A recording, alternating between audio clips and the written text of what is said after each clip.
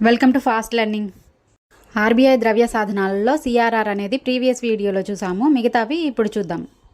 SLR statutory liquidity ratio. Bank మొత్తం డిపాజిట్లలో RBI నిర్ణయించిన శాతం బ్యాంకు తన వద్ద ఉంచుకోవాల్సిన నిష్పత్తిని ఏమంటారు? ఎస్ఎల్ఆర్.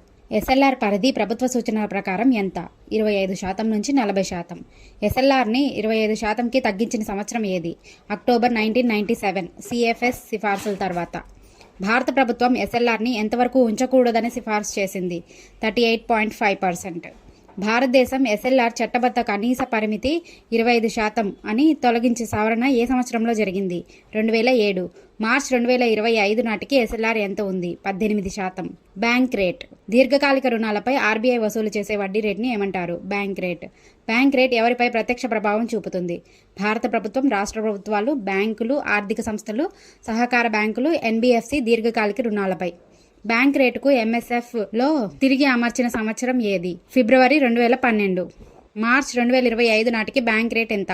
6.50. Repo rate. ఆర్బీఐ తన క్లయింట్ల స్వల్పకాలిక రుణాలపై వసూలు చేసే వడ్డీ రేట్ని ఏమంటారు? Repo rate.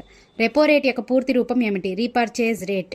పాశ్చాత్య ఆర్థిక వ్యవస్థలో రెపో రేట్ని ఏమంటారు? Discount rate. రెపో రేట్ అంటే ఏమిటి? ఆర్బీఐ తన క్లయింట్లకు స్వల్పకాలిక రుణాలపై వసూలు చేసే వడ్డీ రేటు. మార్చి 2025లో రెపో రేటు ఎంత?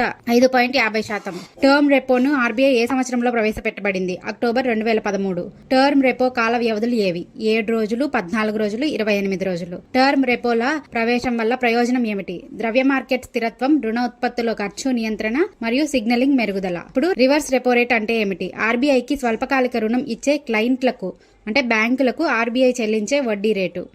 రివర్స్ రెపో రేట్ ప్రస్తుత రేటు మార్చి 2025లో 3.35%. రివర్స్ రెపో రేట్ను ఆర్బీఐ ఏ సంవత్సరంలో ప్రవేశపెట్టబడింది? నవంబర్ 1996.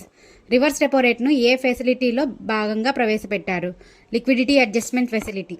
రివర్స్ రెపో రేట్ ప్రాముఖ్యత ఏమిటి? బ్యాంకులు అధిక మిగులు నిధులు ఆర్బీఐ వద్ద పెట్టుబడి పెట్టి ఆదాయం పొందేందుకు ఉపయోగపడుతుంది. రివర్స్ రెపో రేట్ ఆచరణలో ఎలాంటి ప్రభావం చూపుతుంది? బ్యాంకులు, ఆర్థిక సంస్థలు వాటి రుణాలపై వసూలు చేసే వడ్డీ రేట్లపై ప్రత్యక్ష ప్రభావం చూపుతుంది. రివర్స్ రెపో రేట్ ప్రధానంగా ఏ పరిస్థితుల్లో ఆర్బీఐ ఉపయోగిస్తుంది? అధిక లిక్విడిటీ, ద్రవ్య సరఫరా ఎక్కువగా ఉండి రుణ పంపిణీ తక్కువగా ఉన్నప్పుడు.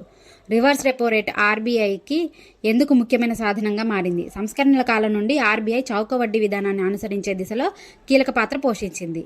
ఇప్పుడు MSF, marginal standing facility. MSF అంటే ఏమిటి? ఆర్బీఐ ద్వారా 2011-12లో ప్రవేశపెట్టిన ద్రవ్య విధాన కొత్త పథకం. బ్యాంకులు తమ ఎన్డీటీఎల్లో 1% వరకు రాత్రికి రాత్రి రుణం తీసుకోవడానికి ఉపయోగించుకుంటారు. ఎంఎస్ఎఫ్ పథకం అమలులో ఎప్పుడు వచ్చింది? మే 2011. ఎంఎస్ఎఫ్ రుణం తీసుకోవడానికి వడ్డీ రేటు ప్రస్తుత రెపో రేటుకు ఎంత శాతంలో ఎక్కువ? 1%. జూలై 2003 చివరిలో ఆర్బీఐ రెపో మరియు ఎంఎస్ఎఫ్ మధ్య అంతరాన్ని ఎంత శాతం పెంచింది? 3%. మార్చి 2025 నాటికి ఎంఎస్ఎఫ్ రేటు ఎంత శాతంగా ఉంది? 5.75%. ఎంఎస్ఎఫ్ రేటు ఏ ఇతర రేటుతో సమలేఖనం అవుతుంది? బ్యాంక్ రేటుతో. Thanks for watching. Please like, share and subscribe to my channel.